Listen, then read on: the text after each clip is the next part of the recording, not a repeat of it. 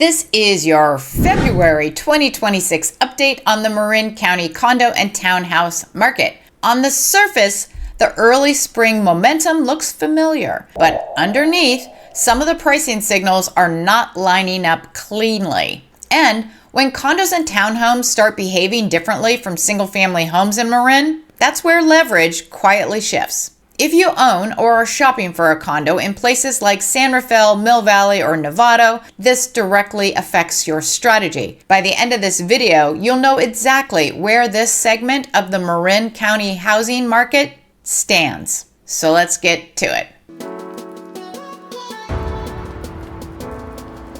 Last week's recap. Last week, we broke down single-family homes in Marin and saw a market that looked stronger at first glance, but required nuance once you separated seasonal movement from structural pricing. We talked about how averages can sometimes mislead, especially when there are sales over 6.2 million. Condos and townhomes are not influenced the same way, and that difference matters. Now, on to the charts. And here is the inventory, which you can see in the light green bars.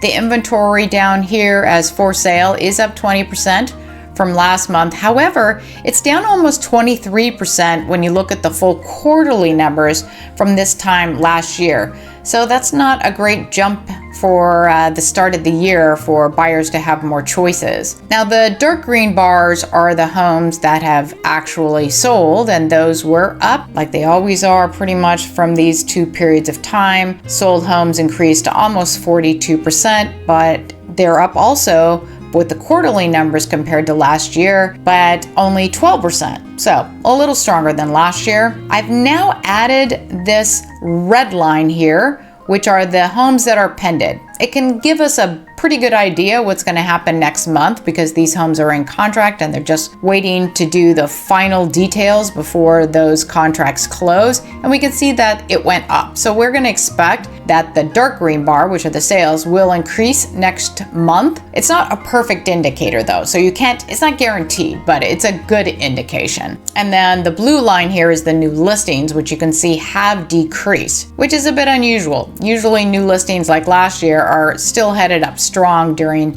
this period of time. Now, when you look at new listings for the whole quarter compared to last year, they are down more than 23%, and the pended homes are up more than 36%. So we look like we're headed into a strong season for sellers, which is kind of typical. It is spring, or almost spring.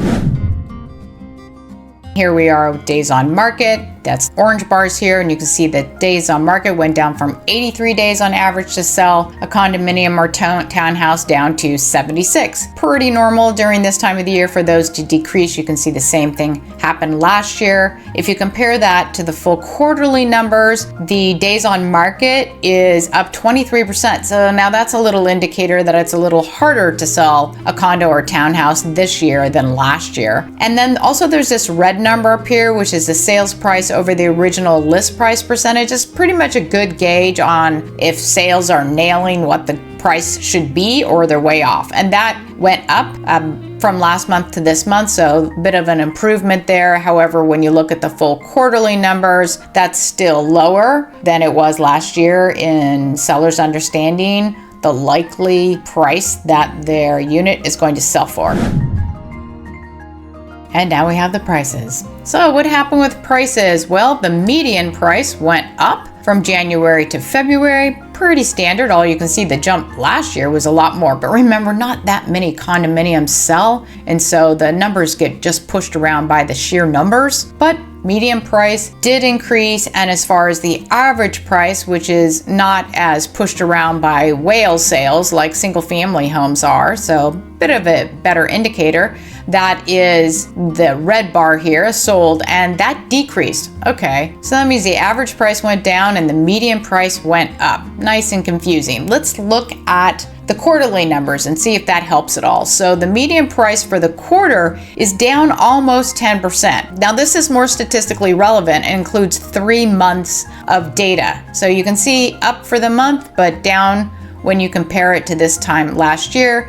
As far as the average price, which was down month over month, when you look at the full 3 months, it's down almost 13%. So now when you look at quarterly numbers, including more sales in general, these are in sync that the prices are down.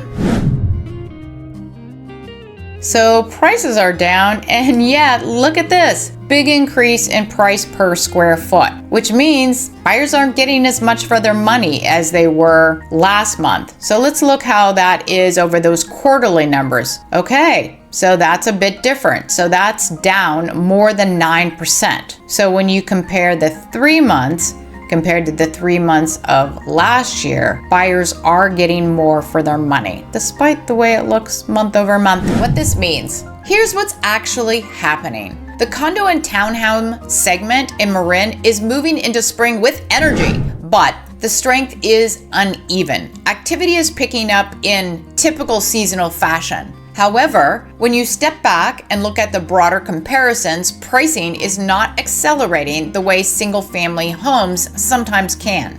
The short answer is this: condos are more sensitive right now. Let's answer the big questions clearly.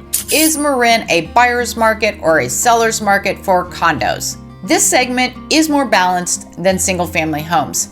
Sellers still have opportunity, but buyers have more negotiating leverage here than they do in the detached home market.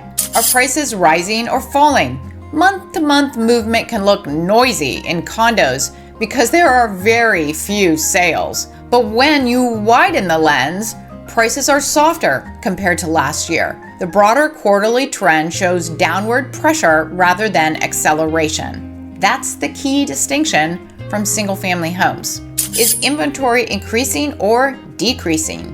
Seasonally, supply expanded from January to February, but compared to last year, overall supply remains lower. So we don't have excess inventory. We have selective inventory. Now here's the strategic takeaway. If you're buying a condo or townhome in Marin right now, you likely have more room to negotiate than you would in the single-family segment. Days on market trends suggest units are not moving quite as easily as last year. That gives buyers leverage, but only on properties that are priced ambitiously or they're sitting there. If you're selling, pricing discipline is even more important in condos. The market is less forgiving here. Buyers compare HOA fees, condition, location, and rental restrictions quickly. When pricing misses the mark, it shows. By the way, I'm Carrie Hill, lawyer turned realtor, 30-year Marin resident, and the person who can provide backup if you're buying or selling in Marin. And if you want my free monthly closed sales newsletter with exactly which homes closed in Marin and how much they sold above or below list, information you won't find anywhere else, that link is in the description. If you're exploring homes for sale in Marin or thinking about selling, you'll see some additional video recommendations above me about now, and subscribe so you don't miss these monthly, no fluff Marin real estate updates. Thank you for watching and have a great day.